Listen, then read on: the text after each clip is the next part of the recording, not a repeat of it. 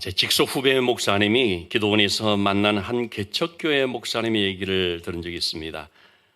이 개척교회 목사님이 교회 빚 1,500만 원을 갚아야 될 날이 다 됐는데 도무지 갚을 수 없는 상황이 됐습니다. 그것은 불가능한 상황이 됐습니다.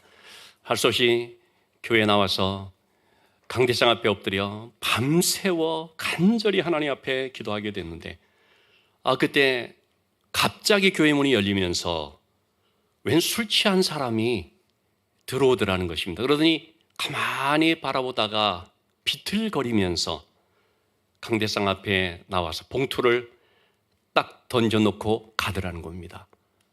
그러자 이게 뭔가 싶어가지고 봉투를 열어봤더니 그 안에는 새돈으로, 빳빳한 새돈으로 1,500만 원 딱 있더라는 것입니다. 깜짝 놀랐겠죠. 그냥 덥석 받을 수도 없는 거니까요. 확인을 해봤습니다. 어떤 연유인지. 알고 봤더니 일 놓고 간 사람이 건설업자인데 공사를 따기 위해서 로비 자금으로 1,500만 원을 그날 준비를 한 것입니다. 그래가지고 딱 나갔는데 그 로비를 할 필요도 없이 그대로 공사를 따게 된 것입니다. 그러니까 이 준비한 돈 남게 된 것이죠. 그래서 이 사람이 잘됐다. 룸사롱이나 가자. 그래가지고 가서 아마도 그 지하에 있는 룸사롱에서 술을 많이 마신 것 같습니다. 술 마시고 화장실을 가려고 하는데 그 화장실을 잘 찾지 못해서 승강기를 딱 누르고 올라간 것이 그만 4층으로 올라간 것입니다. 그래서 내려가지고 화장실인 줄 알고 문을 딱 열었는데 거기 보니까 웬 분이 간절하게 부르짖어 기도하는 것을 목격하게 된 것이죠. 그 순간 이 사람이 어머니 권사님이 생각이 나더라는 것입니다. 권사님 아들이 이러면 안 되는데 하여튼 이 권사님 그렇게 아마도 자녀를 위해서 얼마나 눈물로 기도하고 부르짖고 그렇게 했겠습니까? 그 어머니의 기도가 생각이 났어요. 그 순간 그 4명 가운데 봉투 놓고 가라라는 감권적인 음성을 듣게 됐다는 거죠. 그래서 결국 놓고 나왔다라는 것입니다. 여러분, 이처럼 성령이 감권적으로 역사하면요 놀라운 일이 벌어집니다. 여러분, 믿지 않는 사람을 통해서도 하나님께서 은혜를 주십니다. 정말로 우리에게 필요한 것이 뭐냐? 성령의 은혜인 것이죠. 성령을 구해야 됩니다. 오늘 우리가 본문의 말씀을 통하여서 바로 그런 내용을 좀 보고자 합니다. 우리가 계속 살펴보는 것처럼 사울 왕은 다윗을 죽이려는데 혈안이 돼가지고 모든 수단 방법을 동원해서 어떻게든지 자기의 뜻을 이루려고 시도를 합니다. 그러나 사울의 그 모든 시도는 다 실패로 돌아가 버리고 맙니다. 반면에 다윗 경우를 보시면 다윗이 무슨 자기가 왕이 되겠다는 뜻을 세웠거나 또 그것을 이루기 위해서 어떤 노력을 기울였거나 전혀 그런 것이 아니었죠. 그렇지만 나중에 보면 하나님께서는 순적하게 그 왕의 길로 다윗을 인도를 해 주시죠. 중요한 것은 하나님께서 도와주시는가 이 문제인 것이거든요. 하나님은 다윗을 도와주셨는데 어떻게 도와주셨는가 지켜 보호해 주십니다만 오늘 말씀을 통해서도 다윗을 돕는 여러 손길들을 우리가 보게 됩니다. 오늘 사실은 19장 1절부터 쭉 읽으면 좋겠습니다만 편의상 18절 말씀부터 봤는데요. 자, 하나님께서 다윗을 돕는데 특별히 누구를 통해서 도왔느냐면요, 바로 사울 왕의 자녀들, 아들, 딸들을 통해서 도왔다라는 것입니다. 4절, 5절의 말씀을 보면 사울 왕의 아들이죠, 요나단이 아버지 사울에게 다윗에 대하여서 얘기를 하는 것입니다. 다윗을 칭찬하면서 말하는 것이죠. 다윗에게 범죄하지 말아달라고 사정을 합니다. 왜냐하면 다윗이 아버지에게 무슨 죄를 지은 것이 없지 않느냐라는 거죠. 오히려 그가 한 것은 왕에게 선한 일뿐이다. 심히 선한 그런 일뿐이다 라고 말합니다. 그가 자기의 생명을 아끼지 아니하고 블레셋 사람들을 죽이는 데 앞장을 섰고 온 이스라엘을 위하여서 큰 구원을 이루었고 그걸 보고서 사울 왕이 얼마나 기뻐했느냐라는 거죠. 그런데 왜 까닭 없이 다윗을 죽여서 무죄한 피를 흘려서 범죄하게 하려 합니까? 설득을 하는 것입니다. 그러자 아들인 요나단의 그 설득에 다윗의 사울 왕의 마음이 뚜그러졌죠. 그래서 뜻을 돌이키게 됐습니다. 그런데 얼마 못 갔습니다. 8절의 말씀을 보니까요, 전쟁이 다시 또 일어났습니다. 그래서 다윗이 나가 또 블레셋과 싸워서 승리했습니다. 그러자 사울의 질투심이 다시 또 폭발한 것입니다. 그래가지고 11절, 12절의 말씀을 보니까 전령들을 보내서, 사람들을 보내서 다윗을 죽이도록 시도를 하는 것입니다. 자, 이렇게 전령들이 오게 되자 이것을 눈치챈 다윗의 아내이지만 사울 왕의 딸이죠, 미갈이 다윗의 생명을 구합니다. 그 밤에 창문으로 다윗을 몰래 도피시키고, 그리고 이제 사울 왕에게는 다윗이 아프다고 이런 식으로 해서 거짓말하며 둘러대지요. 나중에 보니까 다윗이 이미 도망간 사실을 알게 되어서 사울 왕의 딸인 미갈을 야단치는 모습도 보게 됩니다만, 어쨌든 이러한 일들을 통해서 다윗이 그야말로 구사일생으로 빠져나가는 그런 도움들을 많이 받게 됩니다. 어쨌든 이 일로 인하여서 이제부터 다윗의 기나긴 도피 생활이 시작이 됩니다. 다윗은 그 힘들고 어려운 일을 만났을 때 어디로 갑니까? 누구를 찾아갑니까?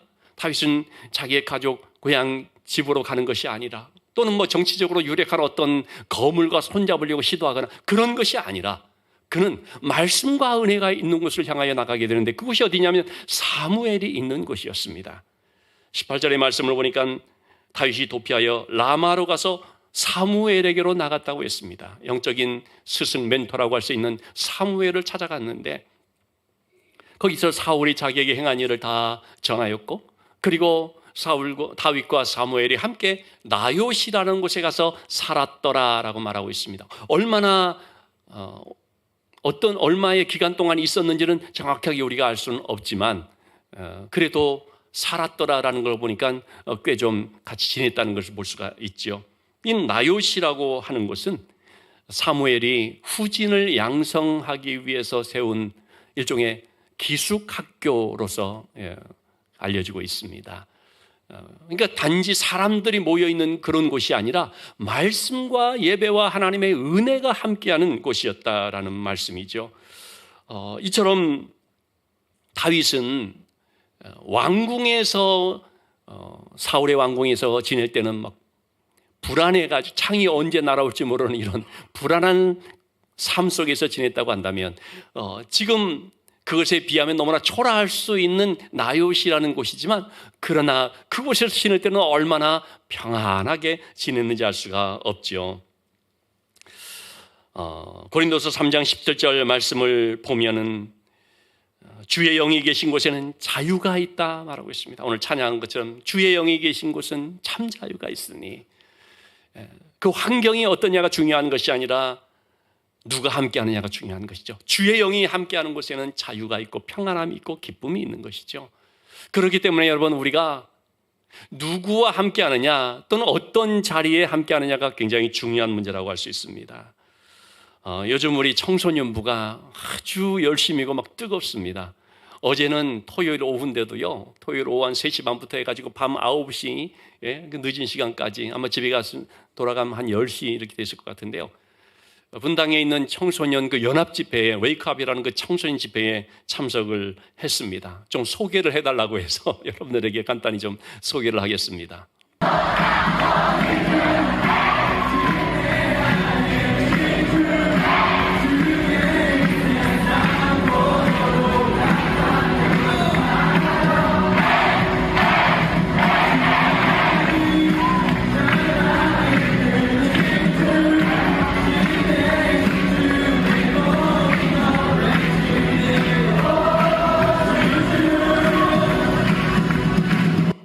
꼭 좀 소개해달라고 청소년부터 부탁이 있었는데, 어쨌든 우리 청소년들 아까 막 열심히 뛰면서 찬양하고 기도하고 이제 그런 모습들을 볼 수가 있는데, 한 30여 명 가까이 가서 이렇게 참 열심히 참석을 하고 있습니다. 여러분, 이처럼 예배가 있는 곳에 갈 때 같이 참석하게 될 예배 드리고, 찬양이 있는 곳에 가면 찬양하게 되는 것이고, 기도가 있는 곳에 가면 기도로 불붙는 것이고, 은혜가 있는 곳에 갈 때 은혜가 옮겨 붙고 그런 거 아니겠습니까? 누구와 함께 하느냐 정말 중요한 문제라고 할 수가 있죠. 다윗은 정말 힘들고 어려울 때에 이처럼 신앙적으로 붙잡아주고 도와줄 수 있는 그런 것을 향하여 나갔고 또 말씀의 은혜가 있는 것을 찾았기 때문에 하나님의 은혜를 경험할 수가 있었습니다.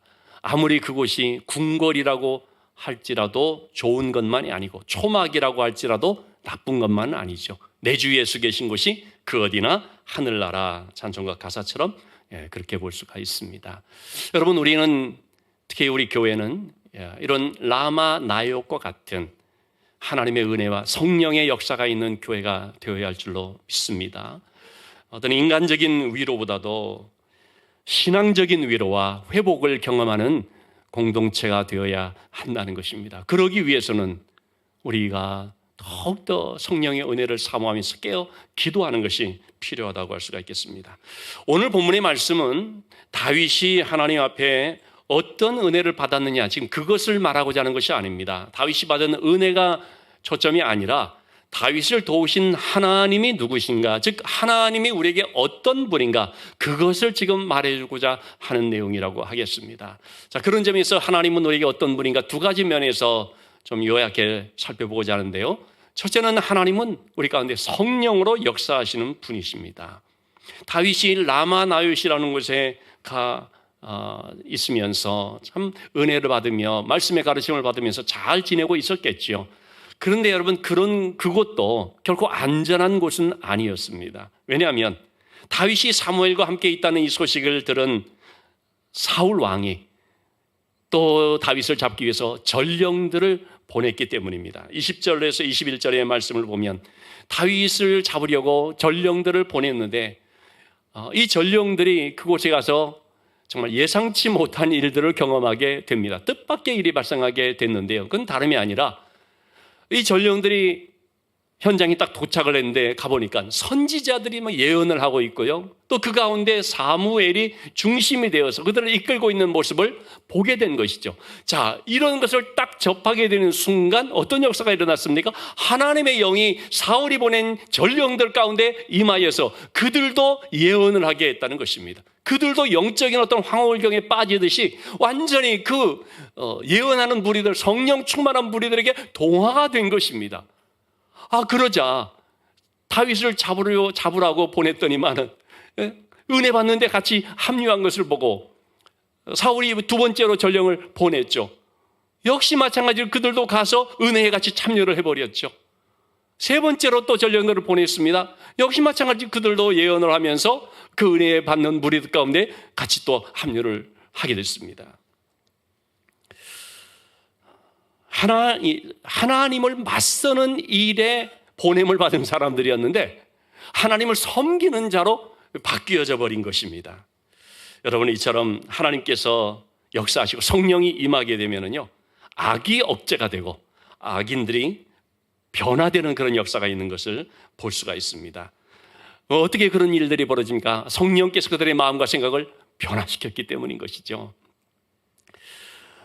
변화라는 것은 전적인 성령의 역사입니다.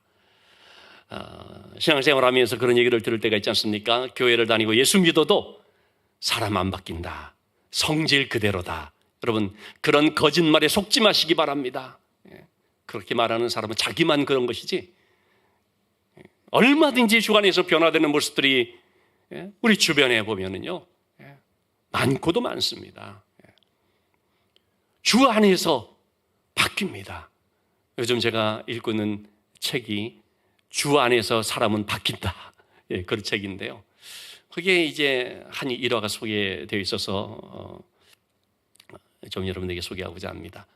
선교단체 한 간사의 그런 얘기인데요.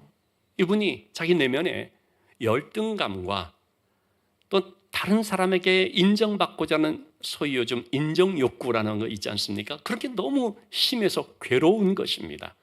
그래서 좀 이 문제를 해결할 수 있게 해달라고 동료들에게 기도 부탁을 했는데, 그런데 정작 자신은 하나님께서 자신을 그렇게 고쳐주실 거라고 하는 믿음은 없었던 것입니다. 어느 날 성경을 보는데 누가복음 17장 12절에서 14절의 말씀에 나병 환자 10명이 주님께로 나오되 가까이 나오지도 못하니까 멀리 있어서 예수 선생님이 우리를 불쌍히 여기셔서 그랬더니 주님께서 제사장에게 가서 너희 몸을 보이라 할 때 가다가 깨끗함을 받은 이 내용이죠. 이걸 보면서 이 선교단체 간사는 생각하기를 이 10명의 나병 환자들은 절망적인 그런 상황 속에서도 주님께로만 가면은 고침을 받는다는 믿음이 있었다라는 것을 깨달았다는 것입니다. 성령께서 자신에게 깨우침을 주신 것이죠. 이 나병 환자들은 참 낙심할 수 있는 그런 사람들이고 성경을 안다고 해도 얼마나 알겠습니까? 그런데 주님께로 가면 나음을 받는다는 분명한 믿음을 가졌기 때문에 이렇게 멀리서나마 소리를 쳤고 그러므로 나음을 받았다는 얘기죠. 그런데 정작 자신은 주님을 향한 믿음이 없었다 하는 것을 깨닫게 된 것이죠. 소원은 있었지만 믿음은 없었다. 여러분이 굉장히 중요한 말입니다.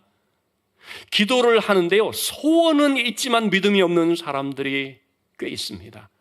소원은 강력하기 때문에 그래서 부르짖으면서 큰 소리로 막 하나님 앞에 다그치듯이 기도는 되는데 믿음이 없으니까 어떻습니까? 내면이 평안하지 않죠. 확신이 없죠. 큰 소리로 기도한다고 그게 다 믿음의 기도라는 것은 착각하지 마시길 바랍니다. 우리도 자칫 그럴 수가 있는 겁니다. 소원은 큰데 정작 믿음은 없는, 그러니까 늘 소원만 가지고 그걸로 끝나버리는 경우들이 있는 것이죠. 어제 우리 청소년 집회를 하는데 사실은 비 예보가 있었습니다. 비가 많이 온다고 일개변 나와 있었죠. 그래서 전날 금요일 심야 기도 때 제가 기도 부탁을 했습니다. 우리 청소년들 집회 참석하는데 오후 한 4시부터 야외 행사도 있고 그러니까 우리 날씨를 하나님께서 주관해 주시도록 간절히 좀 기도해 달라고 부탁을 하고 열심히 기도했습니다. 토요일 돼서 어제도 제가 계속 날씨를 좀 체크를 했습니다. 계속 비가 왔지 않습니까? 그때 제가 느꼈습니다. 나는 소원만 있는 것이 아니라 분명한 확신이 있다. 나는 믿음으로 기도한다. 분명히 하나님께서 인도하실 것이다. 여러분, 날씨를 놓고서 기도하는데 하나님께서 비를 오지 않게 해 주실 것이다. 그거 믿는 거 아닙니다. 하나님이 도우신다는 걸 믿는 것입니다. 설령 비가 온다 할지라도 그 가운데 하나님께서 모든 것들을 합력하여 선하게 역사하신다는 바로 하나님의 인도하심, 하나님의 도우심을 믿는다는 것이지 내가 생각한 어떤 그것이 이루어진다는 걸 믿는 것을 말하는 것이 아닙니다. 그래서 우리는 믿음에 대해서 오해하지 말아야 됩니다. 어쨌든 저는 분명히 소원을 가지고 있었음과 동시에 믿음을 가지고 기도를 했습니다. 그리고 참 감사하게도 한 3시 이후부터 날이 맑기 개기 시작하더니 모든 아까 영상에 본 것처럼 사진에서 본 것처럼 모든 그런 행사들을 아무런 어려움 없이 좋은 날씨 가운데 잘 마칠 수가 있게 되어졌습니다. 여러분, 우리가 신앙생활을 하면서 단지 소원만 갖고 소원만 말하고 소원만 꿈꾸다가 끝나버리는 그런 신앙생활 되지 말아야 되겠지요. 소원을 갖되 믿음을 갖는 성도가 되어서 하나님의 그 믿음의 역사를 체험하는 기쁨이 있게 되기를 주님의 이름으로 축원합니다. 다윗은 막다른 골목에 몰린 상황이었지만 성령의 전격적인 개입으로 인하여서 하나님의 도우심과 보호하심을 받을 수가 있게 되었습니다. 하나님은 성령으로 역사해 주신 것입니다. 또 하나님은 어떤 분이신가? 악을 막으시는 분인 것을 보게 됩니다. 하나님께서 사울이 보낸 전령들을 변화시킴으로써 사울에게 분명한 메시지를 주신 것이죠. 하나님께서 이렇게 직접적으로 분명하게 개입하고 있으니 잘못된 그 뜻을 돌이켜야 된다. 이건 하나님께서 사울에게 보여주시는 것입니다. 사울이요, 전령들을 한번 보냈더니 이 전령들이 가서 은혜를 받아버렸더라. 그걸로 끝났으면은 아니 어쩌다 그렇게 될 수 있겠지, 또는 우연히 그렇게 됐지 생각할 수 있지 않습니까? 그런데 2번 보냈고 3번 보냈는데 보낼 때마다 그렇게 바뀌어지는 건 뭡니까? 하나님이 개입하고 있다는 걸 보여주는 거지 않습니까? 그러면은 하나님을 이길 생각을 하지 말고 하나님에 대해서 순종할 수 있는 겸손한 자세를 가져야 되는 것이죠. 하나님이 그렇게 하기 위해서 사울의 그 죄를 멈추게 하기 위해서 그렇게 보여주셨는데, 그러면 사울이 뜻을 돌이켜야 됐었는데, 그런데 사울은 어떻게 했습니까? 그렇지 않았습니다. 사람을 보내자 다들 은혜 받아버리니까 이번에는 자신이 직접 나선 것입니다. 그래서 23절 24절 말씀에 나오는데 사울이 이렇게 나서자 하나님은 이번엔 더 강력하게 역사를 해버렸습니다. 다른 사람들은 가서 현장에 도착하고 그 모습을 보았을 때 은혜를 받았지만 사울은 그곳에 도착하기 전부터 걸어가면서 예언을 하게 돼버린 것입니다. 걸어가는 과정 속에서 하나님께서 강력하게 성령으로 임재를 해버린 것입니다. 그러자 그가 예언을 하면서 옷을 벗고, 여러분 사울의 옷은 어떤 옷입니까? 왕복입니다. 보통 사람의 옷이 아닙니다. 그런 옷까지도 그냥 다 벗어버릴 정도로 완전히 어떤 영적 황홀경에 빠졌다고 할까요? 좀 제정신을 차리지 못할 그런 상태가 된 것이죠. 여러분, 이 옷을 벗었다는 데 있어서도 한 가지 우리가 의미 있게 볼 필요가 있죠. 하나님이 입혀주신 그 귀한 직분의 옷을 제대로 감당하지 못하게 되면요, 벗겨지는 것입니다. 우리가 흔히 그런 얘기 하지 않습니까? 옷 벗긴다고. 사울은 자기가 스스로 벗은 것이 아니라 하나님에 의해서 벗겨졌다고 볼 수가 있죠. 어쨌든 그런 가운데 사울이 하루 밤낮을 벗은 몸으로 누워서 그야말로 꼼짝하지 못하는 그런 상황이 됐습니다. 하나님께서 강권적으로 개입하신 거죠. 악을 행하지 못하게 하는 것이죠. 그로 인하여서 다윗은 또 도피할 수 있는 시간을 벌게 되어졌죠. 자, 어쨌든 이런 가운데 있을 때 사람들이 뭐라고 말을 했습니까? 사울도 선지자 중에 있느냐.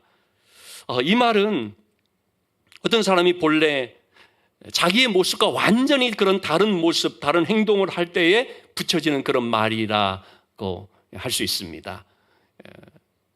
사울은 왕인데, 그런데 선지자 중에 한 명으로 있다. 그렇게 이제 완전히 바뀌어졌다라는 말이 되겠죠. 자, 그런데 여러분, 이 말은요, 사실은 사울이 한번 들었던 말입니다. 사도행전 10장 11절의 말씀에 보면 사울이 처음 왕으로 임명을 받았을 때, 그때 하나님의 성령이 그에게 임하면서 그가 정말 성령 충만, 은혜 충만하면서 예언을 하게 되자 사람들이 깜짝 놀라서, 야, 사울도 선지자들 중에 있느냐, 그렇게 얘기를 했던 것입니다. 그러니까 이때는요, 사울이 성령 충만, 은혜 충만 받았던 그것을 말하는 겁니다. 여러분, 이러한 말을 또 다시 듣는 것은 무엇 때문일까요? 하나님께서 사울에게 주시는 메시지가 있는 것이죠. 사울로 하여금 그때 처음 임명을 받을 때 하나님의 은혜를 경험하고 성령 충만했던 그것을 떠올리면서 그때를 회상하면서 바로 그때의 신앙으로 돌이키도록 하는 그런 뜻이 있다고 볼 수가 있죠. 처음 사울이 그런 말 들었을 때, 야, 사울도 은혜 받는구나. 사울도 은혜 있는 한 사람이로구나. 사울도 성령 충만하구나. 그런 말을 들었는데 지금 사울의 모습은 어떻습니까? 너무나 악한 영으로 사로잡혀서 잘못된 길로만 가고 있다는 것입니다. 이런 사울을 하나님이 불쌍히 여기셔서 다시 한번 돌이킬 수 있는 회개의 기회를 주었다라고 할 수가 있거든요. 그래서 그 옛날에 은혜 받았던 것, 그 옛날 사람들로부터 어떤 의미에서 칭송을 받았던 바로 그것을 떠올리면서 돌이킬 수 있도록. 그런데 사울은 돌이키지를 않는 것이죠. 하나님께서 그렇게 사인을 주실 때 은혜를 회복할 수 있어야 되는데 그만 사울은 끝끝내 하나님의 그 뜻을 거스르고 말았습니다. 그 결과 나중에 우리가 보게 되지만 너무나 비극적인 최후가 되어버렸죠. 반면에 여러분, 다윗과 같이 하나님의 그 뜻에 순종하는 사람들은 어떻습니까? 항상 하나님이 지켜 보호해 주시는 것이죠. 오늘 성가대에 찬양을 했습니다마는 내가 사망의 영침한 골짜기를 갈지라도 주께서 나와 함께 하십니다. 해를 받지 않도록 도우십니다. 다윗은 바로 그런 사실을 너무나 잘 알았기 때문에 시편 3편 6절 말씀에 천만인이 애워싸 나를 진친다 하여도 나는 두려워하지 않는다 고백을 합니다. 여러분, 아무리 사탄의 시험이 우리에게 있다 할지라도요, 하나님께서 우리와 함께 하시면 우리는 두려워할 필요가 없는 것입니다. 여러분, 다윗은 이 라마나옳에서 얼마나 놀라운 그런 경험을 했겠습니까? 나는 이제 곧 잡혀 죽는구나라고 생각될 수 있는 상황 속에서도 하나님이 이렇게까지 놀랍게 역사할 수 있구나. 그 자기를 잡으러 온 전령들을 변화시키고 심지어는 사울 왕까지 성령의 임재를 받게 할 정도로 이렇게 하나님께서 역사하시는 걸 볼 때 하나님이 허용하지 않으면 누구도 건들 수 없다. 이걸 얼마나 깊이 깨달았겠습니까? 그러니까 나는 두려워하지 아니하리로다라고 고백을 하는 것입니다. 여러분, 성령께서 역사하면 어떤 상황에서도 하나님이 우리를 지켜주시고 인도하시고 우리가 능히 이길 수 있다는 사실을 기억을 해야 되겠지요. 하나님은 우리에게 그런 분입니다. 성령으로 역사하시고 우리에게 미치는 악을 막아주시는 분이라는 것입니다. 그렇다면 여러분, 하나님은 우리에게 그런 분인데 그럼 우리는 하나님께 어떤 사람들, 어떤 성도들이 되어야 할까요? 주거니 받거니가 되어야 되는 거 아니겠습니까? 소통이 되려면 하나님 주시면 나도 또 하나님께 드리고 이렇게 돼야 되는 거 아니겠습니까? 하나님은 나에게 그런 분인데 나는 하나님 앞에 여전히 변화되지 않고 여전히 완고하고 여전히 내 뜻대로 하고 그렇게 되면 안 되는 것이죠. 하나님이 나에게 그런 분이라면 나는 하나님께 성령 충만을 힘쓰는 자가 되어야 됩니다.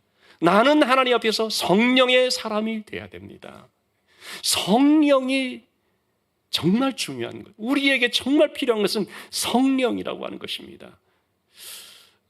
한때 목적에 이끄는 삶이라고 하는 책이 전 세계적으로 정말 센세이션을 일으켰습니다. 전 세계적으로 5천만 부가 팔렸다고 합니다. 여러분, 5천만 부 팔린다는 게 이게 좀 있을 수 있는 얘기였습니다. 그만큼 사람들에게 엄청난 그런 인기를 얻었는데 왜 그러냐면 이 책에서 말하는 것이 우리 인생을 아무렇게나 살지 말고 하나님께서 주신 그 목적이 있는데 그 목적을 분명히 알고 그 목적을 따라서 살아가야 된다.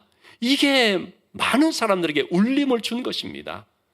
그러자 목적이 이끄는 40일 그런 세미나 또는 그런 프로젝트를 그래서 막 교회에서도 이렇게 하고 한 적도 많이 있습니다만 문제가 뭐냐면요. 그 목적을 분명히 알게는 되었고 그래서 내가 그 목적을 따라서 한번 살아보겠다라고 했는데 따라갈 힘이 나한테 없는 것입니다. 그래서 내 힘으로 한번 해보려고 하는데요. 좀 하다가 안 되죠. 그럼 좀 해보다가 그냥 포기해버리고 관두는 일들이 많이 생긴 거죠. 그러면서 하는 말이 뭡니까? 마음은 원이로되 육신이 약하도다. 여러분, 그런 말 너무 즐겨하지 마시기 바랍니다. 내 힘으로 하려고 하면 그렇게 되는 것입니다.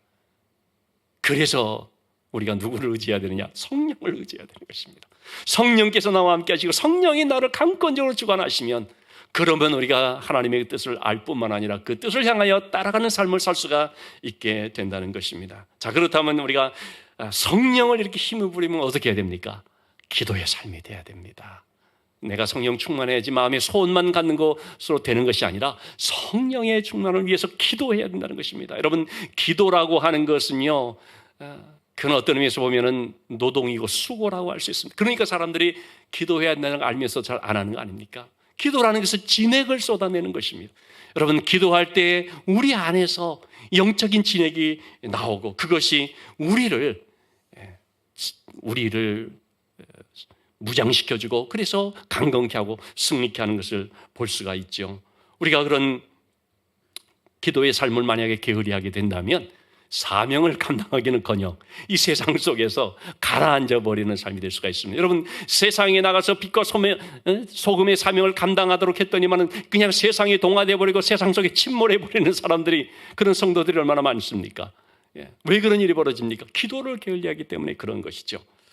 여러분, 오리가 물에 뜨지 않습니까? 근데 오리가 그렇게 물에 뜨는 이유가요, 이 오리의 날개 밑에서 방수 기름이 분비가 되는데 이게 나오면은요, 발바닥으로 이 기름을 가지고 온 몸을 다 칠해서 할 듯이 막 칠해서 묻혀지기 때문에 물에 딱 들어가도 둥둥 뜬다고 하는 것입니다. 근데 여러분, 만약에 그래서 오리가 물속에서 막 이렇게 막 부지런히 막 움직이는 것은 열심히 이런 작업을 하는 것이라 그래요. 오리가 만약에 그런 것을 하지 않는다면 어떻게 될까요?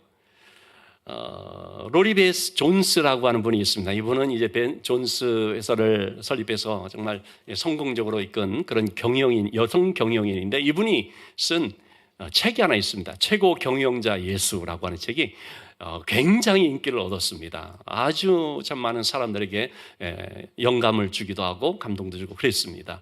근데 이분이 그 후에 쓴 책 중에 하나, 재밌는 책이 하나 있는데요. 청바지를 입은 예수라는 책이 있습니다. 예수님이 20세기, 지금은 21세기지만 20세기에 이렇게 오면은 예수님은 어떻게 이 사회 생활 속에서 적응을 할까, 뭐 이러한 것들을 이제 좀 하나의 좀 그런 유머스럽게 이렇게 교훈적으로 얘기를 해주는 책인데, 여기에 자신이 어릴 때 했던 한 경험이 나옵니다. 10살 때 집에 애완 오리를 길렀다고 합니다. 얼마나 애지중지하면서 길렀는지 모릅니다. 뒷뜰에다가 큰 물웅덩이를 파줘가지고 거기서 막 놀 수 있도록 만들어주기까지 한 것입니다. 그런데 어느 날 집에 와봤더니 오리가 물에 빠져 죽은 것입니다.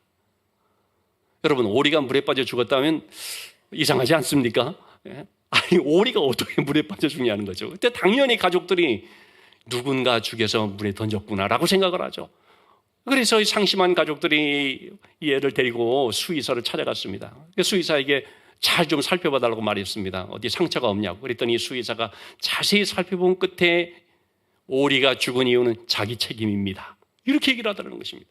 무슨 뜻인가 봤더니 바로 그 얘기를 하는 것이죠. 오리는 이 겨드랑이 이런 털에서 분비물이 나와서, 이게 기름이 나와서 방수 기름이기 때문에 이것을 다 부지런히 칠해야 되는데, 이 녀석은 말이지 가족들의 사랑을 너무 받은 나머지 이거 칠할 생각을 안 하고 게을러져 있다가 물속에 들어가니까 물에 가라앉아 버렸다라는 거죠. 저는 이 말을 들으면서 굉장히 우리 신앙인들에게 의미가 있다고 생각이 됩니다. 여러분, 오리라고 저절로 물에 뜨는 것이 아니라는 거죠. 성도라고 저절로 세상을 이기는 것이 아닙니다. 저절로 빛과 소금 되는 거 아니라는 말입니다. 오리가 방수기름을 가지고 자기를 칠해야지만 뜨는 것처럼, 성도도 기도의 삶을 통해서 그 기도의 진액이 나와서 그것을 온몸에 바르면서 무장해야지만 세상에 나가서도 빛과 소금의 사명을 감당할 수가 있다는 것이죠. 그런 점에서 우리에게 정말 중요한 것이 이 기도의 삶이다라는 것, 꼭 이것을 붙잡으시기를 바랍니다. 지난 특별 새벽 기도 때 제가 시 한 편을 좀 소개를 했습니다. 김현승 시인의 가을의 기도라는 물론 짤막한 건 아닌데 이 부분만 땄습니다. 가을에는 기도하게 하소서. 낙엽들이 지는 때를 기다려 내게 주신 겸허한 모국어로 나를 채우소서. 목사님 아들인 시인인데 참 기독교 신앙시를 많이 썼습니다. 다시 한번 여러분 그 시를 다시 한번 보시면 저는 여기에서 다 꽂힌 한 단어가 바로 그것입니다. 내게 주신 겸허한 모국어. 여러분, 우리는 어느 나라에 속한 자입니까? 우리의 모국어는 뭡니까? 우리는 천국 백성입니다. 천국에 속한 자입니다. 천국의 모국어가 뭐냐? 기도의 언어라는 것이죠. 여러분, 이 가을에 낙엽이 떨어지면 마음이 스산하고 이런 상념에 잠기지 마시고, 한 해가 벌써 가는구나, 가을에 떠난 그 사랑 추억하지 말고, 이 가을에 기도하기 좋은 계절인 줄 알고 기도의 모국어로 나를 채우실 수 있기를 바랍니다.